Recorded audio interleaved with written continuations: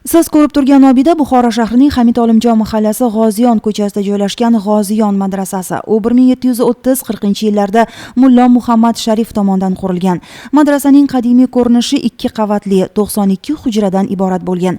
Kattagina maydonni egallagan obida o'z davrida shaharga ko'rk va salobat bag'ishlab turgan. Shaharning eng yirik madrasalaridan biri sifatida talab ilmlarga tahsil berilgan muqaddas maskan o'tgan asrning 20-yillaridan so'ng boshqa maqsadlarda xizmat qila boshlagan. 1948-yilgacha G'oziyon madrasasidan qamoqxona sifatida foydalanilgan va o'sha davrlarda mahbuslar qochib ketmasligi uchun madrasa tepasida 31 ta hujra buzib tashlangan.